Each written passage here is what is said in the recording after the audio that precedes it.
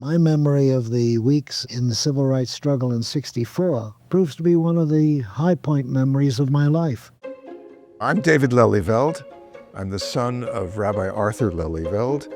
Arthur Lelyveld was for many years the rabbi of Fairmont Temple in a suburb of Cleveland, Ohio.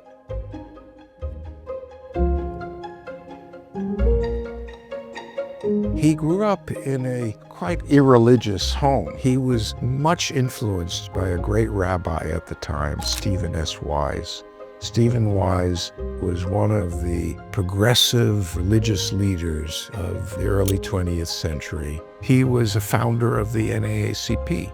That led my father to deciding that he wanted to be a rabbi largely concerned with social justice.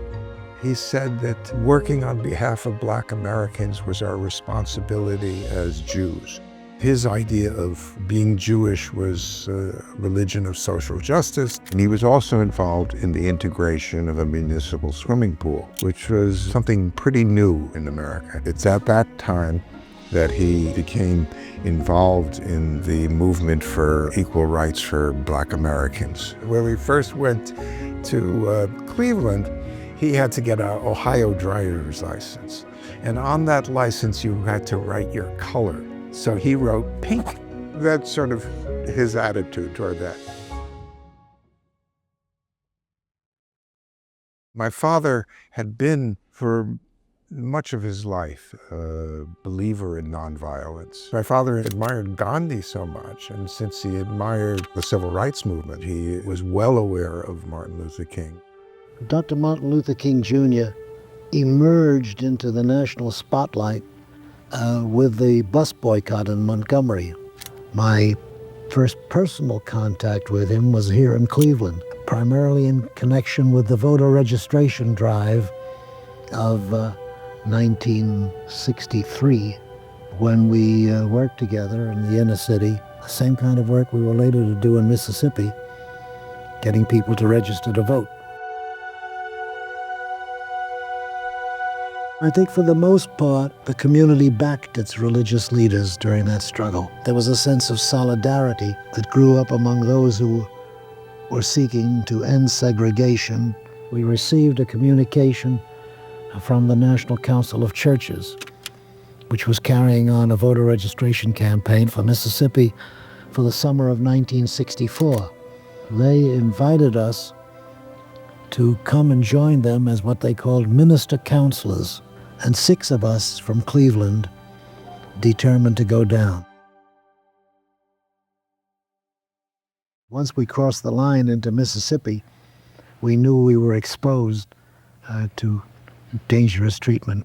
We received some training in nonviolent response, acted out scenes of brutal behavior by police and others in order to see how we would respond to it.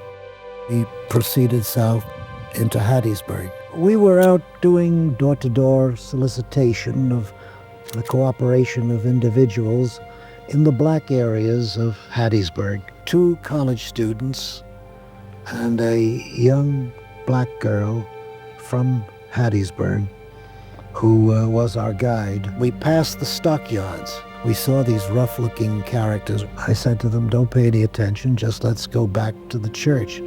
They said, "You know, we could go along the railroad tracks, that's a shortcut." As soon as we got on the tracks, I knew there was going to be trouble. And seeing us together, black and white, they were shouting, "Look at the white, look at the white." And we were halfway down the tracks when a white pickup truck came barreling down the dirt road. It stopped next to us, and 2 men came rushing up the embankment, shouting obscenities and carrying iron tire tools. Now, what to do in that situation? I was supposed to take the fetal position so that I wouldn't be beaten any place where it would be lethal. On the other hand, I had these youngsters with me, and I felt it was my duty to intervene between them and these hooligans who were coming after us. And so I interposed myself between the college students and the 2 rednecks. I warded off most of the blows on my elbows, but they did get through with one pretty heavy blow here and one behind the ear, which opened up wounds that required about 25 stitches. In a situation of that kind, somehow you're protected by the flow of adrenaline, by the excitement, so that I don't think I felt any pain or any fear. I'm just trying to figure out how to deal with the situation. Being a disciple of Martin Buber, I thought I would dialogue with them. You don't dialogue with somebody who has an iron tool in his hand. And if the image of God is there, then it's pretty heavily buried under hatred and prejudice, bigotry. But we made it back safely to the church, and then they were able to take me to the hospital.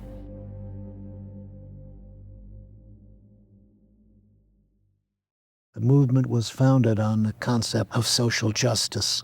And my memory of the weeks in the civil rights struggle in '64 proves to be one of the high point memories of my life, because of the fact that we were so totally involved and we had wonderful camaraderie among us. I gave a talk in Pennsylvania just recently, which I called The Unfulfilled Dream. Martin Luther King's great dream that he spoke of before the Lincoln Memorial. That dream is not fulfilled as yet, but we must say that we've made progress. And I look at Mississippi today, and I say that there was definite change that took place as the result of the efforts that were made, mostly by young people.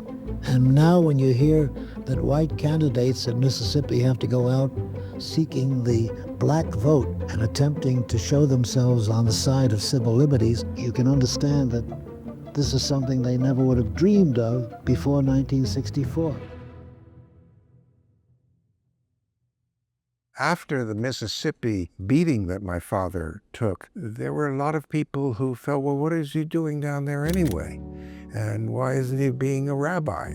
He faced a lot of resistance from some of the people in his congregation who did not approve of his social activism. I was very proud of my father for doing it. I kind of wish I had been there myself. My younger brother, Michael, was home in Cleveland. He got continual racist calls. Afterwards, his basic activity is in the cause of social justice and social justice for Black Americans was in Cleveland itself, causes of housing and education. He became more and more religiously bound up with the cause of social justice as the years went on. Martin Luther King's word was, "Let freedom ring, and we shall overcome."